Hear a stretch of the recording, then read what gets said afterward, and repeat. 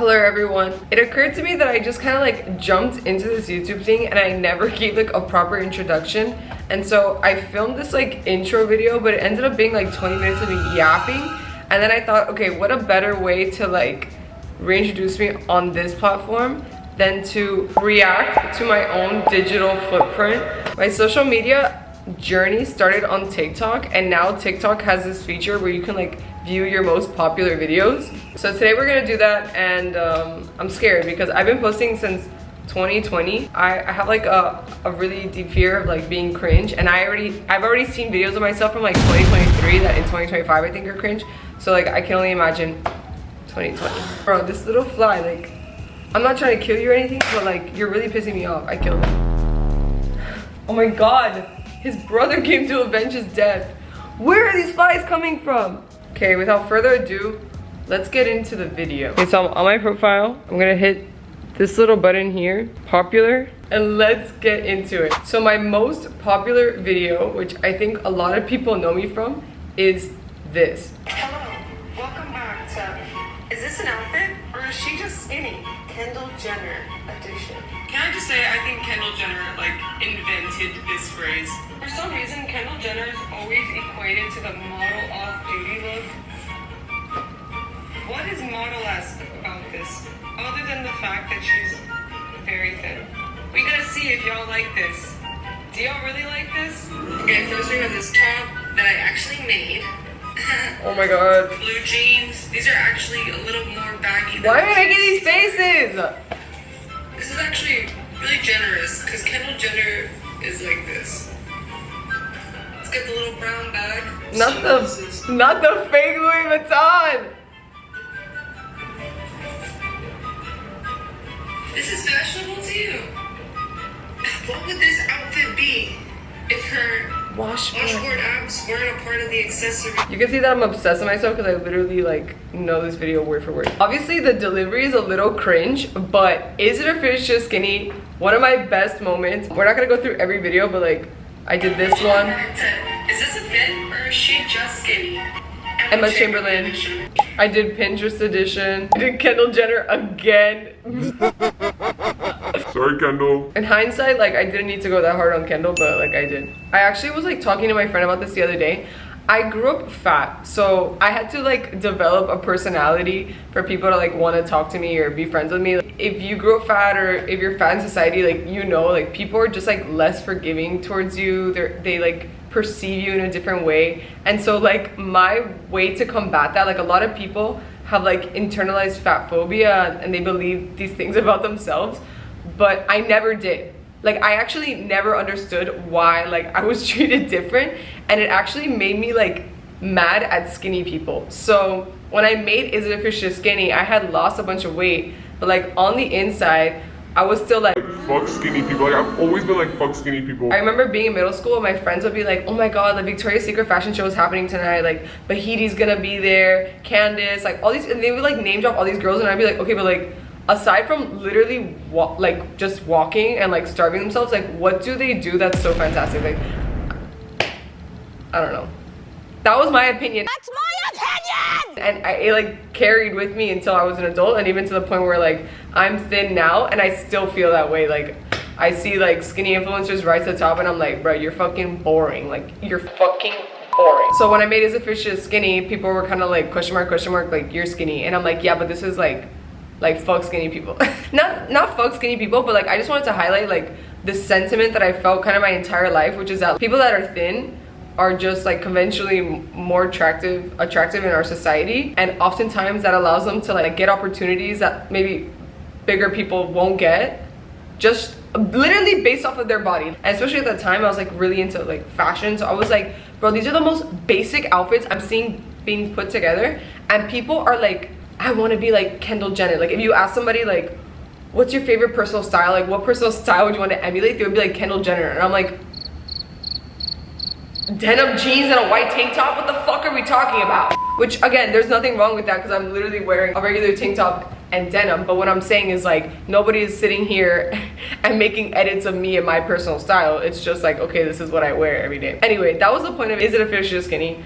My delivery was a little cringe, but I'm proud of that on my digital footprint. Okay, this video actually fucking haunts me. Fun fact, but really, really sad fact, when I was like 12 and 13, I would put on these bodycon dresses that belong to my mom because they're good for thick baby bumps. And why would I want to be pregnant at that age, you ask? I was actually pretending to be pregnant with Harry Styles' child. And I would pretend to literally have interviews being like, yeah, the pregnancy's so hard, but Harry's such a good dad. Oh. She had like these long winter coats from like when she lived in New York. And I would pretend to like walk the path photos like obviously Harry by my side. And these obviously Harry by my side legitimately take an hour. I would do this in the bathroom for an hour, completely talking to all delusion. No reality. Okay, first of all, I posted that video thinking like, okay, like I didn't have followers, so like I thought like no one's gonna see this. And why does it have 10 million views? Like why does it have 3.2 million likes?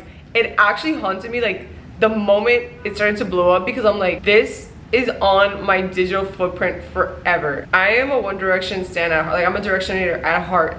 Directionator is crazy. I'm a Directioner at heart. Like I truly believe that one day Harry Styles and I will cross paths, and like if one day that happens, this video will come up. Like this video will come up. Like if we start being friends or if we start dating or whatever, like the fans, like someone is going to find this video and they're going to be like, she used to have like, what is it, maladaptive daydreaming about being your baby mama when she was 12. Oh my god. It's honestly, if I had to blame anyone, it's probably Wattpad. It's Anaton and it's Wattpad, because the fuck is this, bro? But and then also because I had no followers or whatever, like the adrenaline of going viral, I'm like, I don't want to take it down, but this is actually embarrassing. And I guess I didn't have to include it in this video, but it's already there, so fuck it. Like I'm bringing it up 5 years later. Definitely this was a tough part of my digital footprint. Oh my god. And then people started making like people started editing photos of me like pregnant with Harry Styles, and they were so funny that I'm gonna put them all here. And I think I even made like a dedicated post to it. Oh my god, it was too much. Let's get into the get readies with me for work, because this shit pisses people off to this day. Good morning, let's get ready for work. I'm having such a struggle with my hair because my roots are growing out and I can't decide if I want to just go like full dark or continue the blonde. But today I decided to manage it by putting in a slick back ponytail. Then I decided to wear this green shirt, which has just been chilling in a bag of clothes I'm selling on Depop. And today is finally the day that I put on the pinto skirt and actually wore it to the office. And people were shocked to see me in a collared shirt with a long skirt. They were literally like, you look so nice today. Like literally every single person. Like just say that you hate when I wear crop tops, okay? Okay, that video has 5.6 million views and almost 1 million likes. It's actually so insane. This was a part of my life where I was working at this law firm and I was supposed to go to law school. I had taken the LSAT, I had written my application, like I did everything. And I was basically on my way to law school when I realized that I didn't want to work like in a cubicle for the rest of my life. So I was speaking to one of my coworkers and I'm like, oh my god, I feel so stuck, da da da. I had already like 300,000 followers, and he's like, why don't you do something with your TikTok? Like you like fashion, why don't you do like fashion videos? So I'm like, you're right. I like really put myself to task and I started posting a get ready with me for work every single day for probably a full year. And every single get ready with me started like this, with my arms like this, and 99% of them started with me in my underwear. Like this one, this one, this one, Today I'd like to talk about how there's this one, this one. Like there's a million, bro. There's a million. Oh, at one point, like I had my coworkers get in on the get ready with me. So there's like this guy that I worked with that everyone thought was attractive, and I made him like voiceover. Good morning, bitches. This one. Look at my parachute pants. I don't wear deodorant, so I don't know where those came from. These are my grandma's shoes and my grandma's purse. Wow. Those trash bins are a representation of my life. Flat ass. Where's the king? Why isn't he? Oh, here he comes. There he is. What up? The king is crazy. First voiceover, The king is thank you. very questionable, actually. Anyway, so I started doing these get readies with me, which at the time, It was the vibe at the time. It was the vibe at the time. Everyone was doing Get Ready to Me in their underwear, like Suede Brooks. I can't think of anyone else, but I saw like Tiny Jewish Girl. Like everyone was doing Get Ready to Me in their underwear. Like I didn't even think twice about it. Victoria Paris. Like I didn't think twice about it. Also, I'm like born and raised in Miami, and I swear people who like live here don't view like kind of not nudity, but I think we dress less conservatively in Miami than probably anywhere else in America. Also because we don't have like seasons, it's hot all year round, so people are typically showing a lot of skin. And so because I just grew up with that, I don't really see bodies the same way that other people do. What you see in my underwear is what you see in like as someone in a swimsuit. So like I never really like thought like, oh, this is super inappropriate. I'm like, people have already seen this. Like I post bikini pics, like it's no different to me. But then now in 2025 and in 2024, people have made like think pieces about the Get Ready to Me in the underwear. And I'm always the #1 fucking person they talk about. To be honest with you, I'll take that criticism because times change and like the norms change. But like one thing I will say is a lot of the people who stand on their soapbox and are like, I can't believe you're in your underwear, have public accounts with photos of themselves in full-blown bikinis, and most of their photos are like less modest than the videos of me in my underwear. I'm like, I'm looking at full-blown fucking ass and toto right now. Like, what are we talking about? But whatever.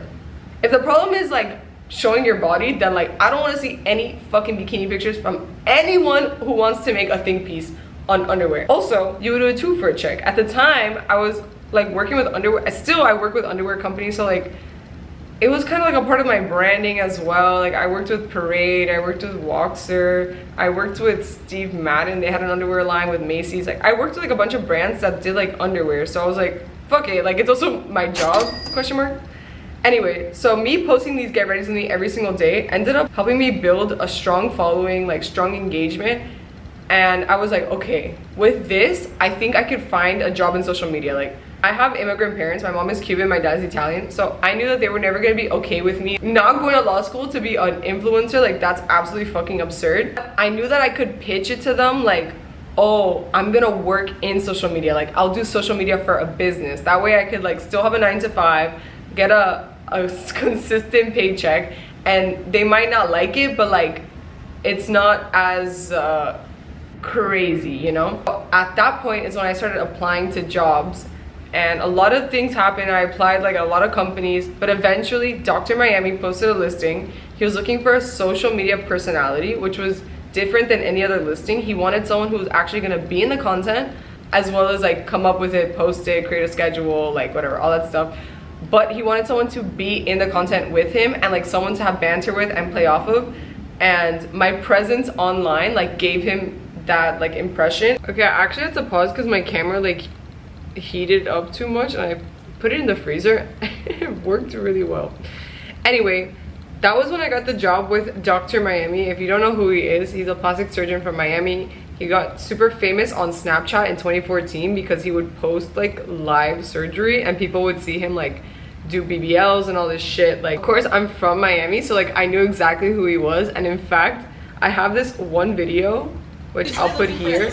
It's like me in 2015 pretending I'm Dr. Miami. And when I applied for the job and I ended up getting it with him, I showed him this video and I was like, bro, this was like meant to be. So that's when we get into the second part of my digital footprint, which is like the Dr. Miami stuff. I went from posting a Get Ready with Me every single day to like working with him and really focusing on his account. We were posting like 2 to 3 TikToks a day, and eventually like my account kind of just like was to the back burner until one day I was like, wait, I should record like the making of these TikToks and post them on my account, which is how I started this series called There's No Way This Is a Real Job, which at times it really felt like there's no fucking way.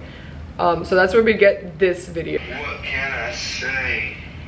Show me again. Shout out to Pookie. What can I say? That one did so well, like 3.9 million views, almost 500k likes. that I just started like doing it over and over. Like every single time we made a TikTok, I would record the behind the scenes and post it on my account. So we got like this one. Okay, first let's go over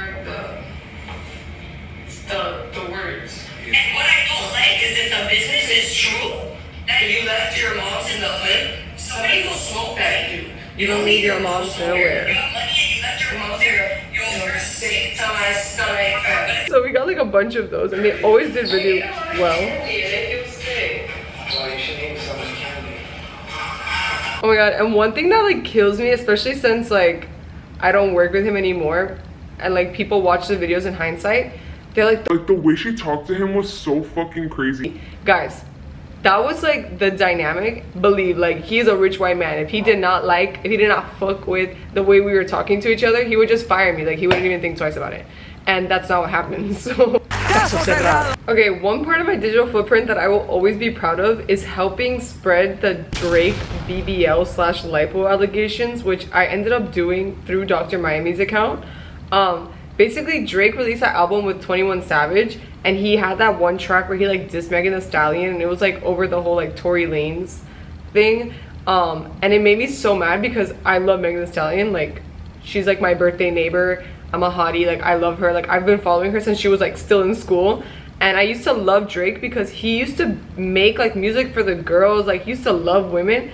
And then when he turned into a fucking weirdo, I'm like, oh hell no. So one thing I always did was like diss male celebrities through Dr. Miami's account. And I was like, the perfect way to diss Drake right now is to like play into like the ab etching allegations, which we did, and it went like super viral, and like a bunch of news outlets were like reporting like Dr. Miami confirms Drake had lipo. Like, so then when BBL Drizzy came out, I'm like, boom, I'm taking credit for it, and this is that video.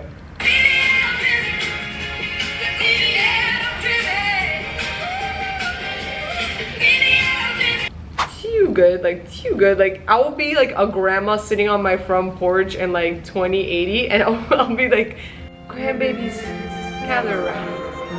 Abuelita wants to tell you about BBL. Right next to the BBL Drizzy is a video that I made, like a tutorial to the tubarão. I got so obsessed with the tubarão. Like, it was just so interesting to me that like these little kids were like dance battling on the street, and then like Americans got a hold of it and started doing it. It takes me forever to learn a dance, so I made a mnemonic device, and I basically made a tutorial with the mnemonic devices, and it's this. Mnemonic devices to help you remember how to do it. So you walk, UN, fish, fuck. The UN fish, they fuck. Okay, boom. Now it's smelly, because the fish just fucked. Okay, so it's smelly. Then I love myself, because I realized that the smell didn't come from me. Andou na prancha, cuidado, tubarão vai te pegar. Tubarão. Anyway, that video went viral on like Brazilian Twitter. And for no, like, I woke up with like a bunch of new Brazilian followers, and they were all like commenting in Portuguese, and I'm like, wait, like, I can't translate this fast enough. But yeah, like, I literally love the tubarão. Okay, so there's this one video of me with Bello that went viral kind of recently when the movie Baby Girl came out. Backstory: when I started going viral with Dr. Miami, this guy reached out to me. He owned a local film lab in Miami called Bello's Film Lab. I was a customer of Bello's Film Lab, and I already knew who Bello was because Miami's really small, and he was dating this girl named Danny, who was friends with my friend Sarah. He asked me to do social media for his film lab, which I did, and it's been like now 2.5 years or something that I've been doing it. And Bello and I have become really good friends, but like everyone who works at Bello's is like, they're like best friends. Bro, Bello was going through a breakup, and so I'm like, let's go watch a movie, like let's cheer you up. I hear there's this new movie with Nicole Kidman that's like really good but kind of weird. But I literally had no clue what it was about. Like I knew that it was strange because people were kind of posting their reactions, but I didn't know specifically like what was happening in the movie. So I recorded hour before going to the movie, and then within the first like 2 minutes of watching the movie, Bella and I were like, oh, like we shouldn't have come here together. But then when I made the video and I posted it, of course I titled it like taking my boss to watch Baby Girl because that shit gets views. But people were so mad in the comments, and this is the video.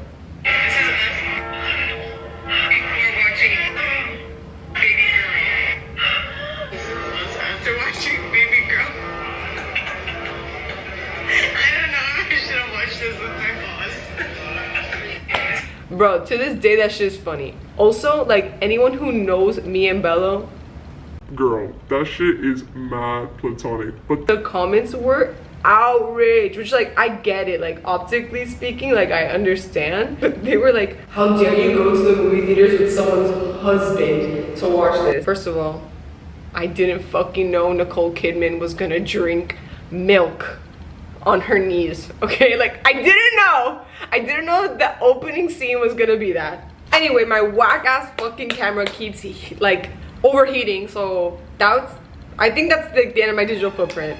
My hairstyle stand who embarrassed herself. I can't stand skinny bitches. I used to get ready with me for work and show my midriff a lot.